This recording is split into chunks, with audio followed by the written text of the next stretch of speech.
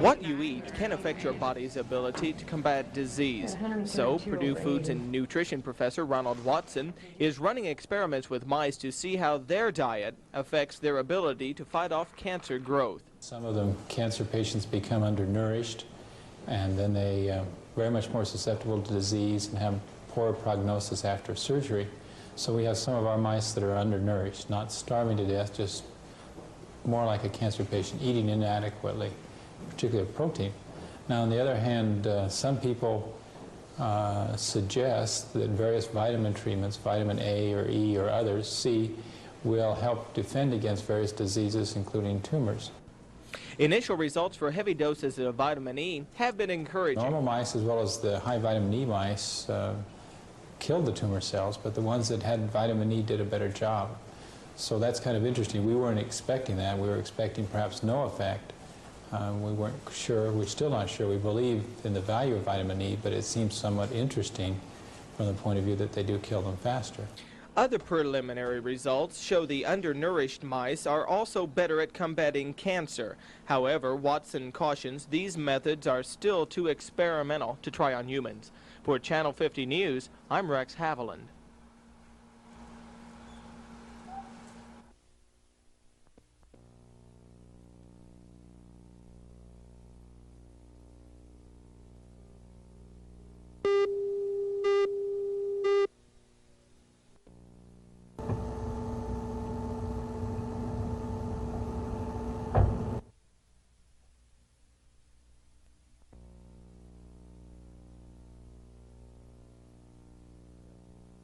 Basically, our position is that the substance of the charges relates to the quality of discharge coming from our treatment plant and from our pump stations. And we are aware of many of the problems that Mr. Feiner has called to our attention, and in fact are addressing the problems, and in fact have already begun to do some of the things that he's seeking us to do in his petition to the court. Illinois Attorney General Tyrone Feiner says his department has found poor maintenance and disrepair of the equipment and poorly trained personnel. Rakovich says his department does not deny those charges. In fact, they've reported the equipment problems to the state over the past several years. They've also been seeking a federal grant to help fund the greatly needed equipment. The equipment operation and the quality of the equipment and the age of the equipment is contributing to poor plant operations. The personnel of the district, although most of our employees are very hard-working people, in fact, I would say the vast majority are, we do have a problem, and that is recruiting highly technical people in areas such as a laboratory or mechanical maintenance.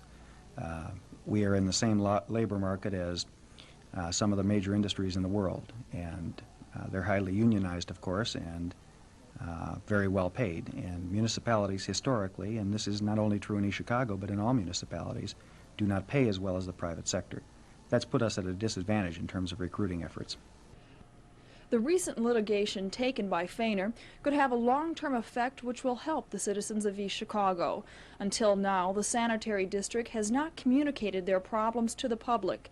In fact, there's been a communication gap between the city and the public concerning the sanitary district.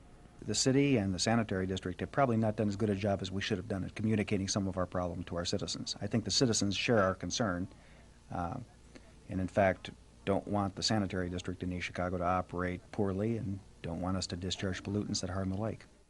The situation for the East Chicago Sanitary District may appear bleak, but in the long run, the changes that are now being made in the district may have never been brought to light unless litigation of this type was made.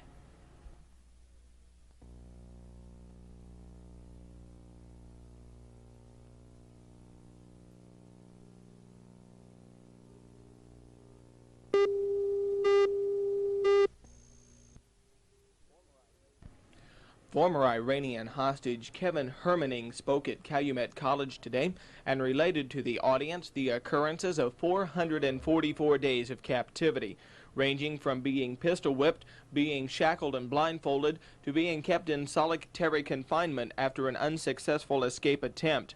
Hermaning was then asked what role the election of the new president had on the situation. Ever since the results of the election became known, we had been anticipating a release on January 20th because the Iranians said that President Reagan and Secretary of State Haig are apparently making these threats where that if we're not released in 48 to 72 hours after they take office, the United States is coming over there. And I think the Iranians were so frightened of these threats, well, they used to ask us, the hostages, do we feel that the American government, that President Reagan, will carry through with these threats? And in most instances, we would just look at them and smile.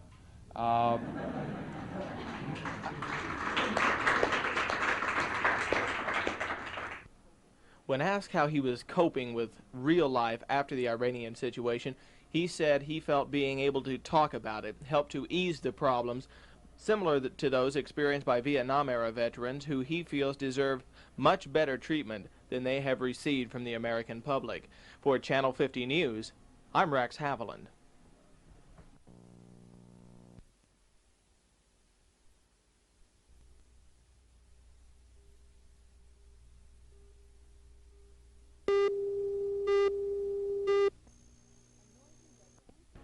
A noisy but anxious crowd of Porter County Elementary School students gathered at Portage High School today to hear the Northwest Indiana Symphony. Over 2,400 fifth graders from Portage, Valparaiso, Chesterton, and county public school systems, including a number of private schools, listened to a salute to American music. Conductor Robert Vodney took the students on a trip across the country, using hats and wigs to help portray the different pieces of music. This is the 6th annual in-school concert that the Northwest Indiana Symphony Society has given to the children of the community. Edith Root from the Symphony Board of Directors says they want to expose the children to different types of music. We feel that these young people, they're mostly fifth graders, that this is the time in school they are taking up other instruments. We want them to realize that there are different kinds of music, not just the kind that they hear so often. And it seems to be that it's received with a great deal of enthusiasm.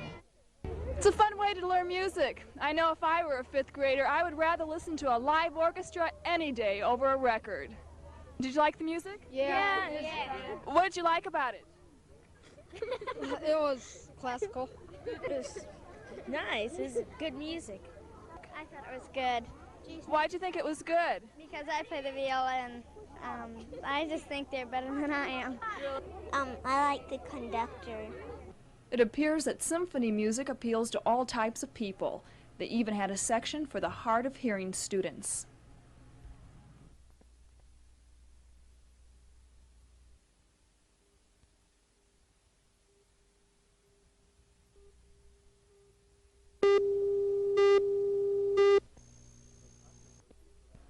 The controversy surrounding the Bailey nuclear power plant is continuing.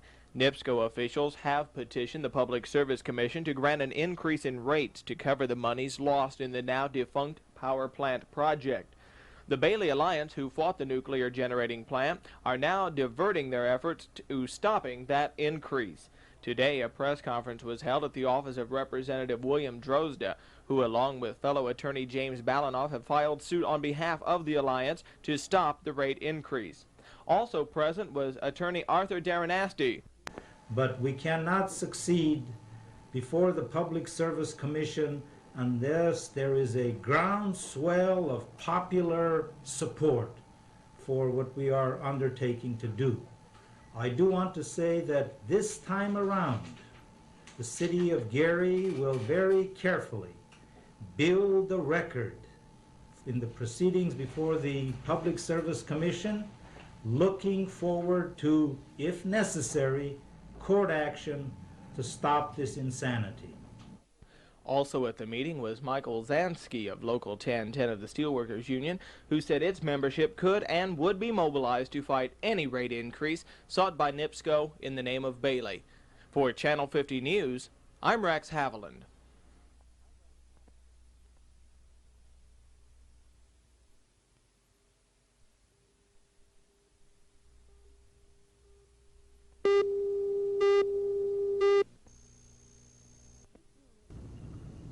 This room is the site of the second National Labor Conference for Safe Energy and Full Employment. Distinguished labor leaders such as Robert Poli of PATCO and Roger Myers of the United Mine Workers Union will be on hand here in the Sheridan in Gary. The purpose? To discuss labor's role in providing clean and safe energy for the people in America. They are concerned about the recent direction the Reagan administration has taken with regard to energy. They support a move towards coal and away from nuclear power. Preparations were underway for the conference and keynote speakers arrived to address the issues. We talked to Anna Georgi, author of No Nukes and an active campaigner against nuclear power. She offered one suggestion for resolving the energy crisis. Saving energy is the best solution to the energy crisis, and that means putting people to work, building mass transit systems that can move people more efficiently, rebuilding our central cities that are in state of disrepair, and also our heavy energy users. The conference reflects a philosophy away from nuclear power, and the Washington coordinator for the conference, Richard Grossman, discusses this point. One of the main things here is to show the connection between nuclear power and nuclear weapons, and to work to come together and work for alternative energy programs that are safe, that provide jobs, that can save jobs around the country. Michael Ozansky from Local 1010, who was also an organizer of the conference, discussed the initial involvement of the steelworkers. District 31, primarily starting with Local 1010, which is my local, took a position some years ago in 1976 against the Bailey nuclear plant. And out of that grew a movement locally, primarily based in the Steelworkers Union, with the Bethlehem Local 6787, Local 1010, and the two NIPSCO locals taking the lead. These people have worked hard organizing the conference. They're expecting people to rally in solidarity for safe energy and full employment.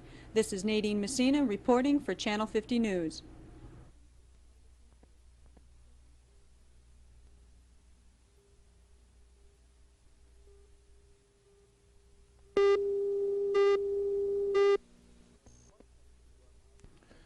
What comes to your mind when you hear the word handicapped? Yes, people in wheelchairs and on crutches, the blind, the deaf, all are classic definitions of handicapped. But what about diabetics, drug addicts, alcoholics? These too are forms of handicaps, and according to Sandy Lucas, it is very important to understand this fact.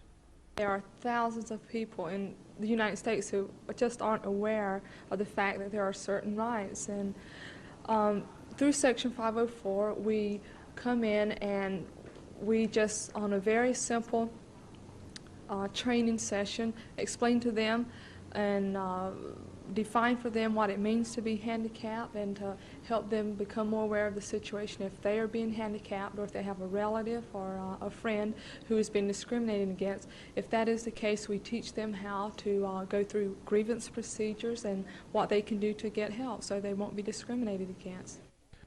MESA, the Minority Enterprise Service Associates, travel around the country conducting seminars on the rights of handicapped persons under the law.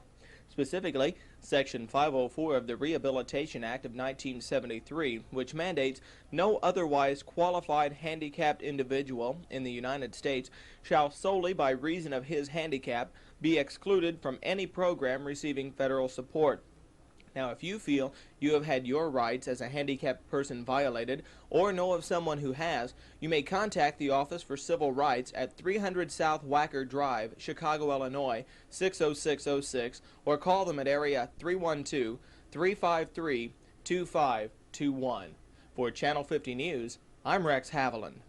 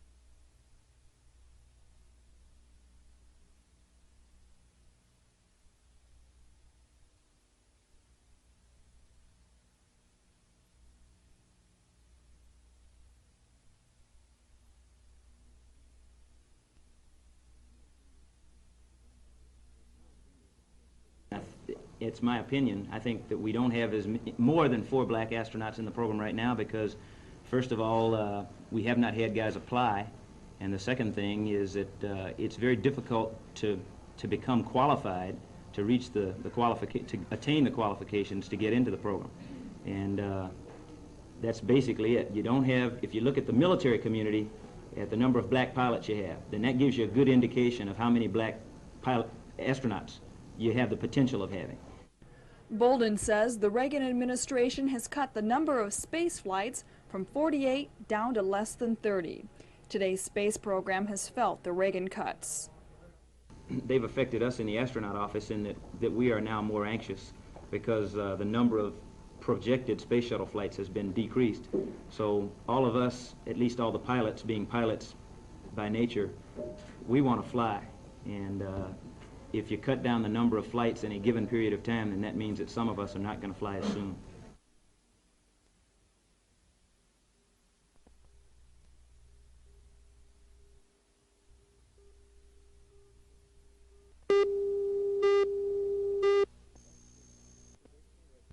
Thanksgiving, traditionally a time of peace, bountiful harvest, and families. Well, the students at Watson Elementary School have been learning more about pioneers and how they lived by living and working much as they would have around the Thanksgiving season. Today was the culmination of 2 months of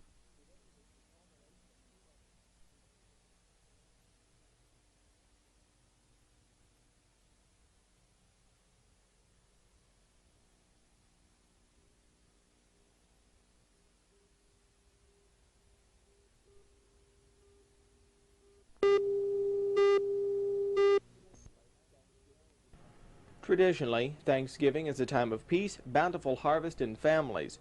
And the students at Watson Elementary School have been learning more about pioneers and how they lived by living and working much as they would have. Today was the culmination of 2 months of classwork, special projects, and plannings to bring to life for the students the real flavor of Thanksgiving. Enrichment Coordinator Kathy Fessenmeyer explained more about the program. Each class or grade level could do what they wanted to do to more or less celebrate Pioneer Days, and we've been working on this for about 2 months. We decided that the day before Thanksgiving was a pretty good chance to kind of bring it all to a close with each grade level or class celebrating in their own special way. Some classes made stew, some are cooking bean soup out over an open fire outside. All of the teachers dressed, and there are many exhibits around the school. Everyone at Watson got involved, from cooking to sewing to dressing up. Well, even Governor of Watson Territory David Andrews, better known on regular days as the principal of Watson, were involved. Numerous resources were tapped from throughout the area to bring to life wood carving, hunting, and craftsmanship the way it once was. Andrews, the teachers, and the students of Watson should be proud of their Pioneer Days.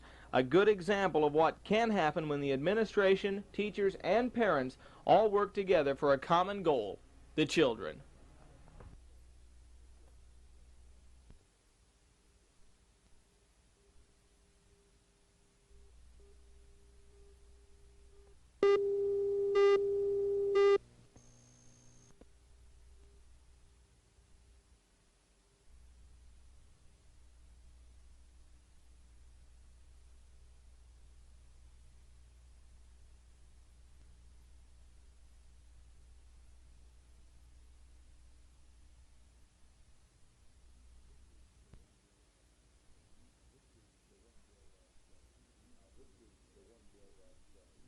This is the one bill that we feel will be very important, limiting any rate increases to 1 per year.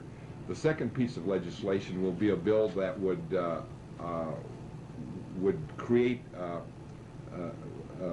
that would allow the public service commissioners, or would mandate them to be elected at, in a general election every 4 years.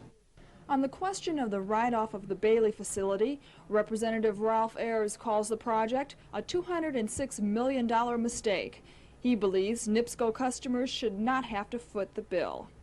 It's a corporate decision to build a facility. Nuclear, if it's a nuclear question or not, whatever the facility, it was a corporate decision. It was a corporate decision to stop it. I think on that basis that that we agree that if that's true, that they decided to build it and they decided to stop it, that why should the ratepayers be the ones that have to foot the bill for the corporate decision?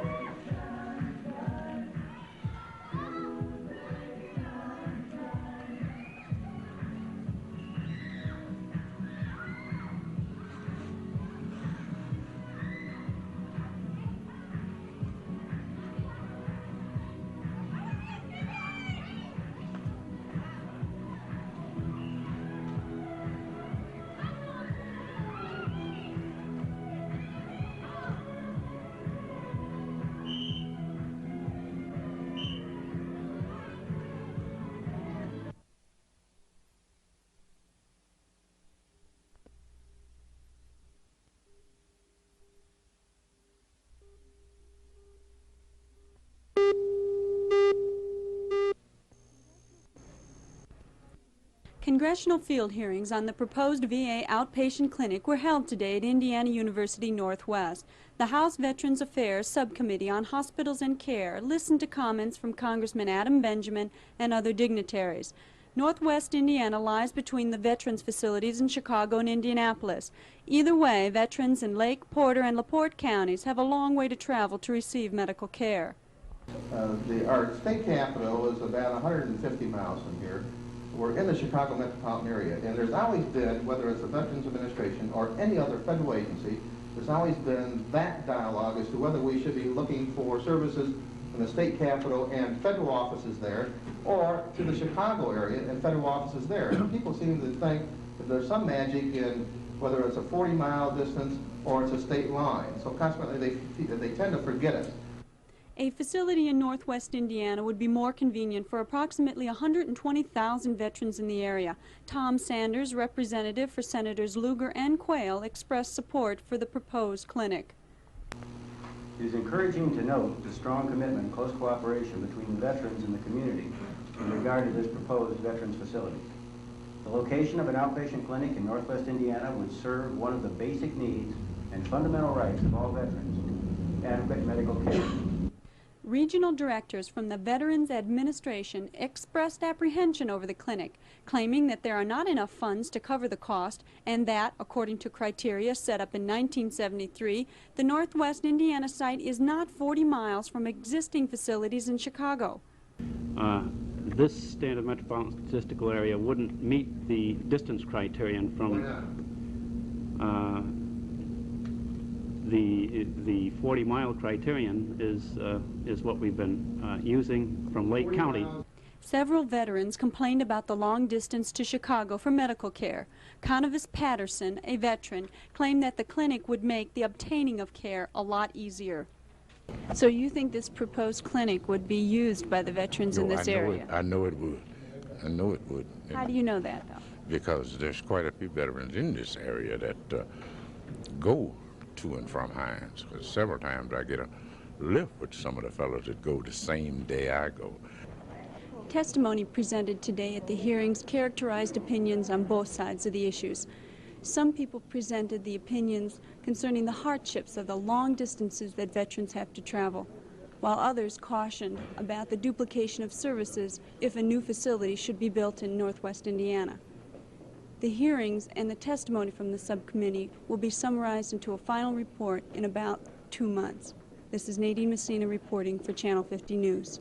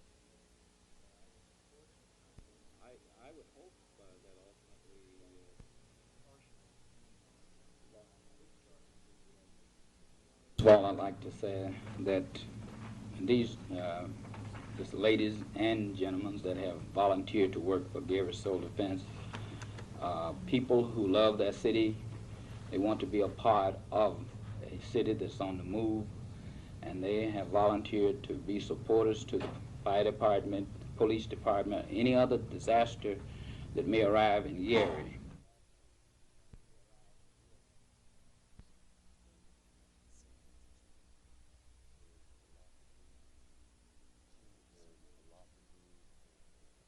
The mayor's philosophy has not worked. His attitude of division and confrontation, I think, has served our community to a great disadvantage in many cases. I just had an experience last week in Indianapolis where it's clearly going to be an effort to get people in the General Assembly to be sensitive to our needs with the present leadership because of the callousness he's shown and the insensitivity and disrespect he's shown to those individuals who have some very important decisions to make about our welfare.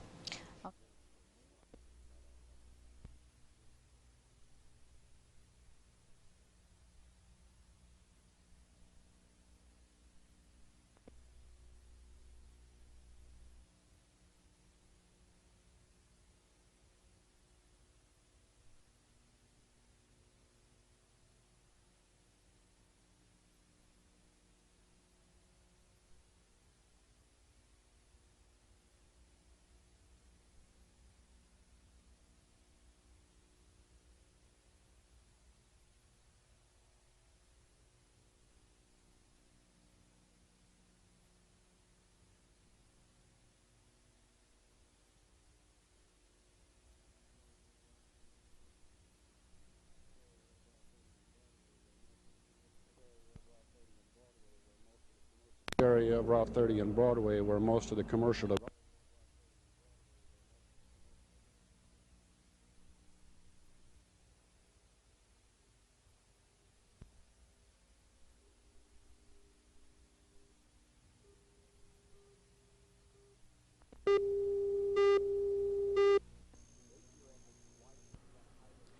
The 8-year effort to widen Indiana Highway 53, or Broadway Avenue, culminated today with the formal dedication of the new 5-lane roadway in Merrillville. Taking part in the ribbon-cutting ceremony were representatives from the Merrillville Chamber of Commerce, Town Board, Chicago AAA Motor Club, and various state officials. Because of heavy commercial development along Broadway, state highway engineers opted for a road design featuring a 16-foot wide center turning lane. Richard Waite, president of the Merrillville Town Board, had these comments about the project. Well, I think it's primarily of importance to the people because the traffic problem has been one of the biggest problems in town, and particularly this area of Route 30 and Broadway where most of the commercial development is taking place. And I think that everybody is going to benefit from this. Everybody should be immensely pleased that the state has come along and done such a beautiful job on this thing. And I think that they have laid it out in such a manner that it's going to suffice for years to come. While there are still more details to complete before the total job will be done, including lane marking and painting, the $2.7 million project is complete and a welcome change for motorists who travel along Broadway in Merrillville. As business and industry continues to grow in Merrillville, Indiana, this 4-laning should help meet the needs of a growing Merrillville. For Channel 50 News, I'm Rex Haviland.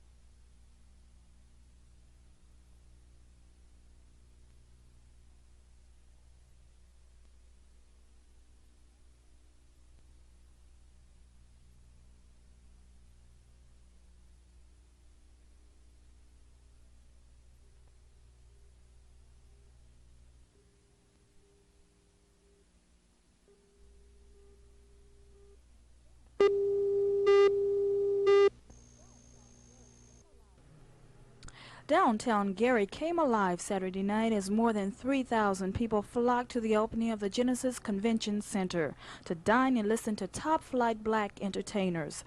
It was Mayor Richard Gordon Hatcher's 4th annual Evening to Remember political fundraiser. At the press conference at the Sheraton, I spoke to Reverend Jesse Jackson, and he had these words to say about Operation Push and its upcoming 10th anniversary. It is good that people like Mayor Hatcher, who of course is the chairman of our board, have come together with people from across the nation to sustain the momentum of a thrust. Into our 10th year now, we're putting great focus on maintaining the right to vote that we won 15 years ago. Police estimated between 2,500 to 3,000 people were on hand, far exceeding the 2,200 originally anticipated, to show their support for the historic occasion. Among the celebrities at the dinner were U.S. Congressman Walter Fauntleroy, Cole Holman, Maxine Walters, and Coretta Scott King. You know all of the struggles, the hard work, the sleepless nights, the uncertainties that you go through trying to do a building program. And yet, with the leadership of Mayor Hatcher and your very strong support, you've done it. You've just about completed it. Billy D. Williams and Jane Kennedy co-hosted the evening's entertainment, which included singer Billy Eckstein, harmonica Fats, Diane Harvey, and Ken Allison, plus a brief guest appearance by Gladys Knight. Reporting from Gary's Genesis Center, I'm Devine Perry.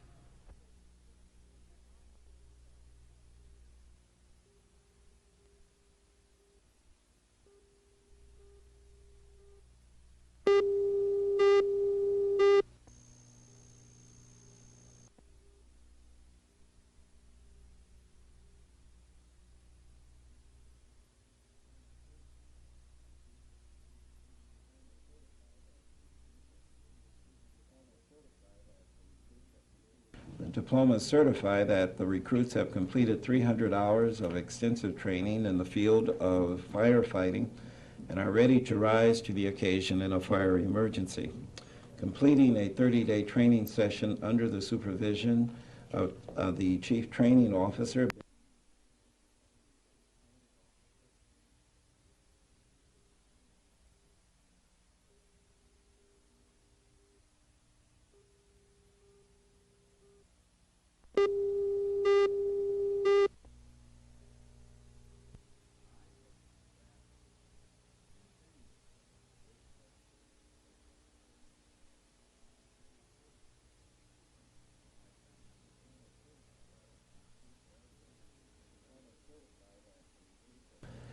Diplomas certify that the recruits have completed 300 hours of extensive training in the field of firefighting and are ready to rise to the occasion in a fire emergency.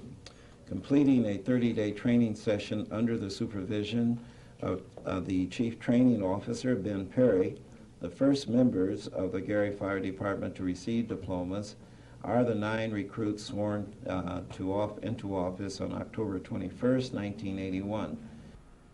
The 9 men have completed a CPR course, and they're all qualified CPR instructors. They're also trained as breathing apparatus repairmen. Towards the end of the press conference, Mayor Hatcher had a few words to say about last Saturday night's An Evening to Remember held at the Genesis Convention Center.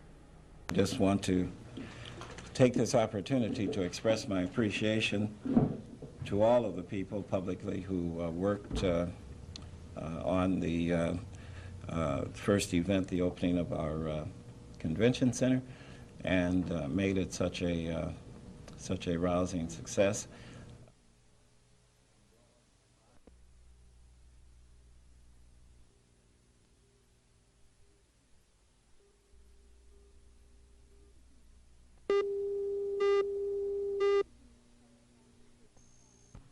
The disagreement centers around the issue of compliance. Is the Lake County government complying with the Equal Employment Opportunity Act and hiring minorities? Rudolph Clay, Lake County councilman, says no. Employs 41 people. There are no blacks employed there. There are no Latinos employed there. This is a blatant and flagrant violation of the Equal Employment Opportunity Act, and it also shows utter disregard for the county affirmative action policy. These charges have been specifically directed to Rudy Bartolome, Lake County Commissioner, who doesn't deny the absence of minority people in the Crown Point complex. Bartolome insists that all 4 courthouses in Lake County must be examined. We have approximately 70 or 91 employees in the 4 courthouses, and we have 28% that are minorities. Lake County Affirmative Action Officer Benjamin Coleman claimed that he did not know of any discrimination going on and explained that minority people did work at Crown Point but complained about the transportation, claiming that it was too costly to get to work. Particularly, we are in compliance. If you pick a particular building like the complex, you're talking about the county main seat. Right. There has been problems. I have received personal requests on transfers because it has caused tremendous financial hardship. Now, I don't think that, and I haven't received any complaints, and it should come to my office, any complaints of denial of employment at the center. If nothing is done about his charge, Councilman Clay plans to take action. Personally, I'm not going to vote for any more federal revenue sharing monies that's going to go to the Lake County Government Center staff. I'm going to ask the Lake County Council to place an economic sanction, so to speak, on the Lake County Government Center staff as it pertains to federal revenue sharing funds until we can iron this particular problem out. Commissioner Bartolome said that he was not the sole commissioner in charge of hiring and firing for this complex. He also said that when Councilman Clay formally registers his charges with the affirmative action representative, Mr. Benjamin Coleman, then the matter will be formally looked into. This is Nadine Messina reporting for Channel 50 News.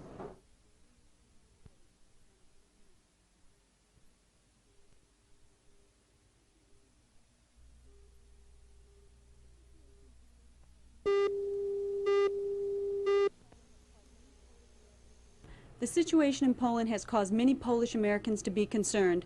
Father Joseph Szymanczyk, Director of Catholic Charities, shared with us his feelings. That kind of situation over there is of grave danger. Apart from refugees, we could have many repercussions there, including a war, I think. Catholic Charities have sponsored several Polish refugees to this country. Father Szymanczyk speculated that the situation may cause the number of Polish refugees to increase. I wouldn't be surprised, but that we'd have a greater influx of refugees in the next 6 months to a year, if this thing kind of continues. So maybe you and cameraman there and the listening audience would like to come in and apply as a sponsor for some refugees. If you would like to sponsor a Polish refugee, call Catholic Charities at 887-6550. This is Nadine Messina reporting for Channel 50 News.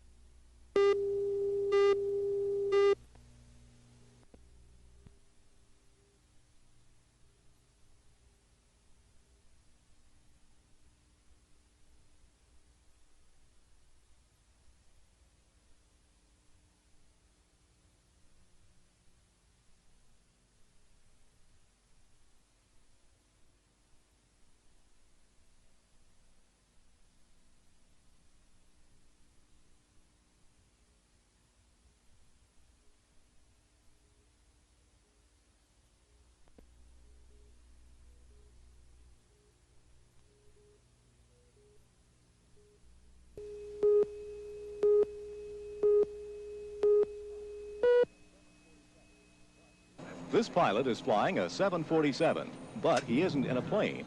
Think how it must feel to be responsible for the lives of hundreds of people flying 30,000 feet in the air. It's a job that requires years of training and testing. One of the reasons so many people fly today is the remarkable safety record of the airlines, because now it's safer to fly than to drive. Go ahead and select land on the hook. This is the Pan Am Flight Simulator in Miami, where pilots learn to fly 747s. A pilot spends a full 30 days practicing on this simulator before he even gets into the cockpit of a real 747. It is exactly like the operation of an airplane in the sense that we're able to simulate weather conditions and to make it very closely aligned to a total aircraft operation. The other major industry to use sophisticated simulators in their training is the nuclear power industry. The nuclear operator trainee spends up to 18 months in his initial training period working on these simulators. With the controls that I have as the instructor, I can set in any initial conditions and any equipment failures or instrument failures, pipe breaks or whatever is required for me to demonstrate to students certain problems. The 3 Mile Island accident resulted in a stepped-up level of education and concern for plant operation. The Nuclear Regulatory Commission is studying what's called human engineering, and the Institute of Nuclear Power Operations is deeply involved in the training process. We are establishing standards, guidelines for the training that personnel operating these plants should get. The result, according to Wilkinson, is an industry-wide pursuit of high standards and a greater sense of control. This is John Neal reporting.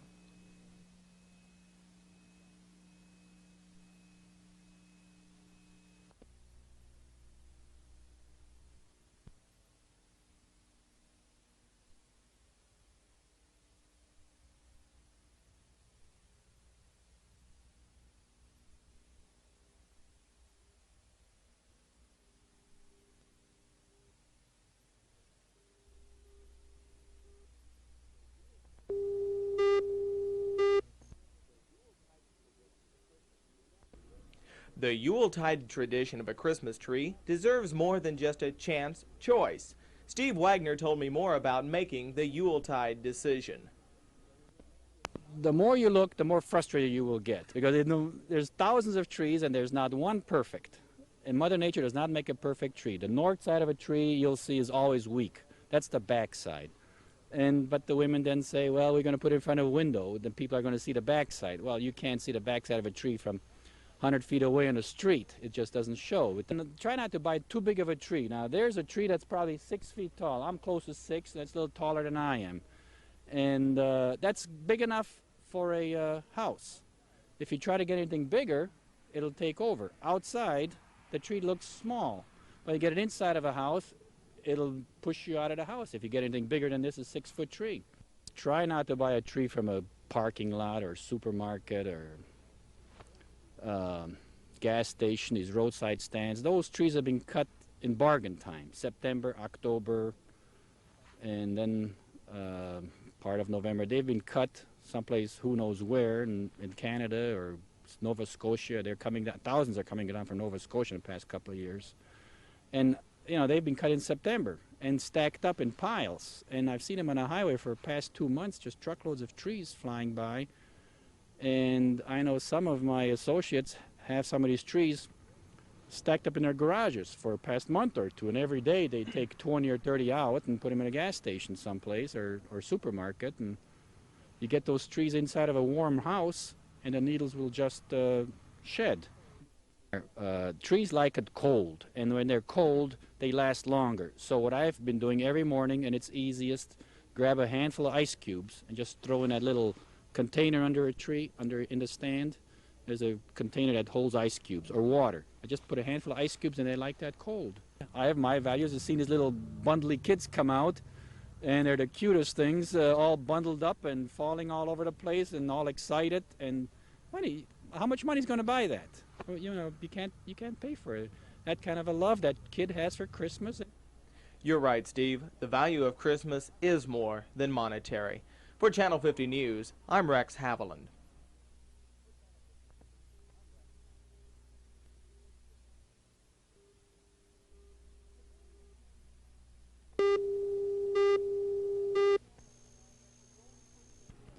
The area formerly known as the Gold Coast of Gary has declined over the years.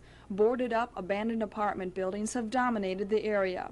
But today, the Gary Department of Housing Conservation held a special open house in the first remodeled apartment complex located at 1630 West 5th Avenue. The area has been named the Gary Neighborhood Strategy Rehabilitation Project. The first units in the NSA, or Gary Neighborhood Strategy Rehabilitation Project, are now, the first units are now ready for occupancy. Mayor Hatcher presented the keys to the first tenants, Mr. and Mrs. Arthur Wilson. This is the first in a series of 249 units to be completed. For those who qualify, rent for the apartments will be subsidized by the government, allowing tenants to pay only 25% of their monthly gross income. The project is to be completed by March of 1982.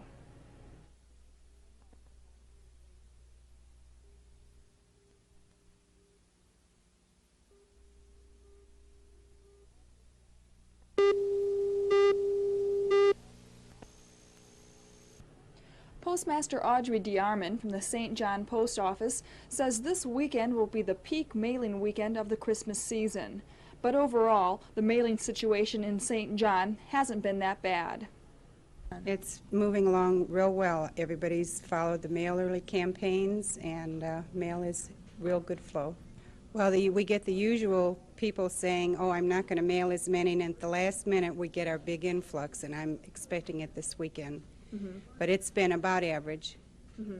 When you say about average, what is average? Okay, average for us this week on outflow has been running anywhere between 7,500 and 8,000 letters per day. That's outgoing.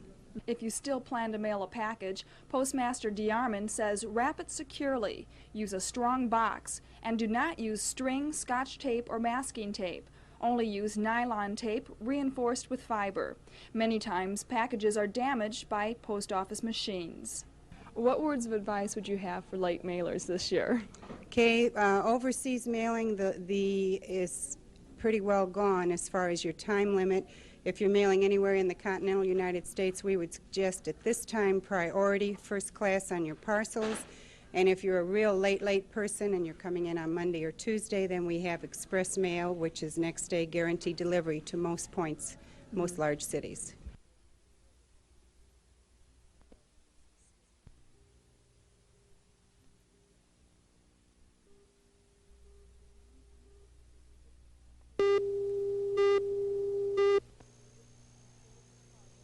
The drama unfolds as a witness observes a car going into a pond. The Lake County Sheriff is called. Some guy was running through here. His car slid right into the lake. The guy's in the car. Okay. Got it, John. Okay, I've located the complainant. I need a wrecker and divers and a 1052 ambulance. The sheriff radios for an ambulance, an aquatics unit, helicopters, and a wrecker. Going up to it. Copy? This happens every year. People come through here and they don't think that there's a lake here because Death resulting from a cold water drowning is a concern in the northwest area of Indiana, and a small nonprofit organization is working hard to keep those deaths to a minimum. This organization, entitled Aquatics, simulated a cold water recovery, and we were able to see firsthand the incredible amount of people and machinery that are involved in a cold water rescue. The Aquatics of Northwest Indiana were founded in September of 1969 and consists of 20 certified divers, several of whom are certified emergency medical technicians. These men and women have dedicated themselves to providing rescue and recovery services to our area. The divers from the Aquatics unit quickly go to work, preparing themselves for the dive. The safety ropes are attached, and the divers begin their search. The ambulance is ready to begin immediate aid once the individual is removed from the water. The victim is then brought to the surface and resuscitation begins. Time is the all-important factor in this kind of a rescue. They are all working against the clock to get the young man revived and then moved to a hospital. The ambulance takes the individual up to the helicopter, and then he is on his way to a proper facility. We thank Ronald Kurth, president and founder of this organization, as well as the other people on his team, for providing this most valuable service. This is Nadine Messina reporting for Channel 50 News.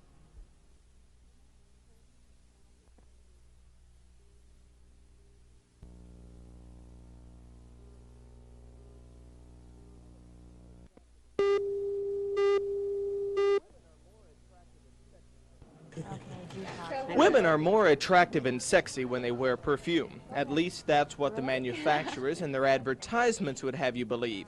But a study at Purdue University indicates that at times, perfume can make women less appealing. Psychologist Robert Barron found that during a first meeting, men are attracted to perfumed females only if the women are dressed casually, such as in jeans and t-shirts. If the women are dressed more formally in skirts or dresses, the perfume actually turns men off. Very nice. And what this seems to suggest is that you can have too much of a good thing. And in fact, on other questions that subjects answered for us, it appeared that when a female was both dressed up and wearing perfume, subjects believed that somehow she was unobtainable, unapproachable, likely to be cold and rejecting. And another hypothesis was that she was probably already doing this for somebody special. And so there was very little chance for the subject to get to know her. Since the experiment involved only college students, it's unclear whether other age groups or types of people react the same way. But Barron feels one thing is clear. People should not expect perfume, or cologne too for that matter, to always attract the opposite sex.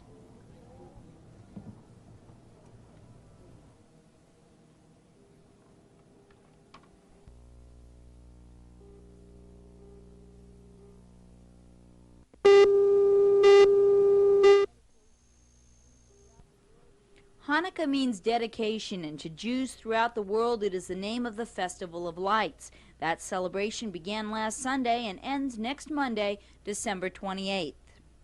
Why do we celebrate Hanukkah? Years ago, there were people called the Syrian Greeks.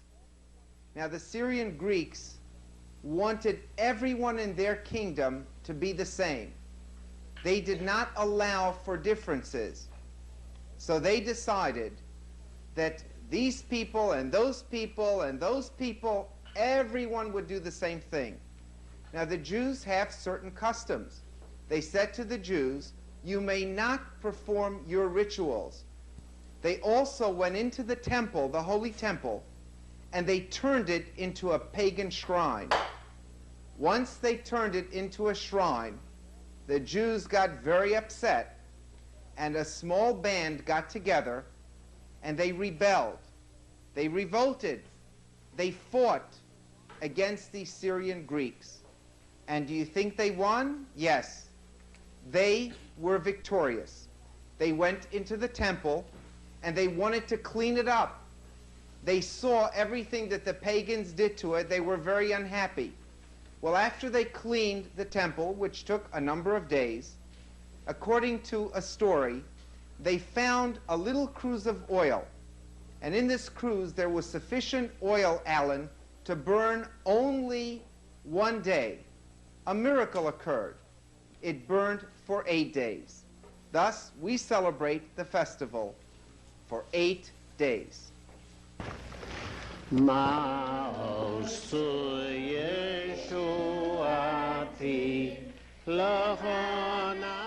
These children are from the congregation Beth Israel in Hammond. Every night another candle is added to those lit until on the last night, when all 8 candles are lit, there is a full menorah. Jewish children are given small gifts during Hanukkah also. After all the candles are lit on the last night, they are given their gifts.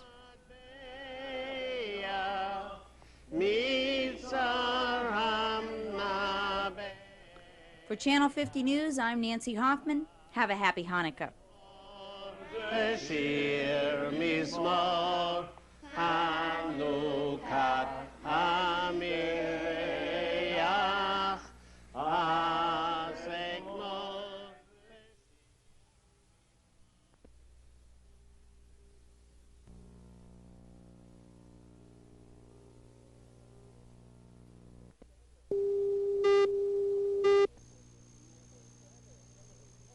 In Los Angeles, there's a school where Santa and some of his helpers who are on the job in Southern California department stores can get an education. It's USC.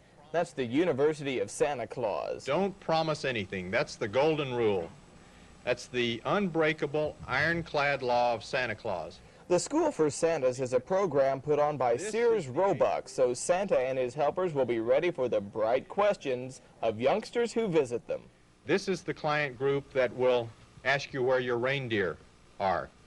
And don't make the mistake of some novice Santa Clauses who say the reindeer are in the parking lot, because that child's going to go outside the mall and all the way around the mall to find where you said they were. And if they're not there, then you've told them a falsehood.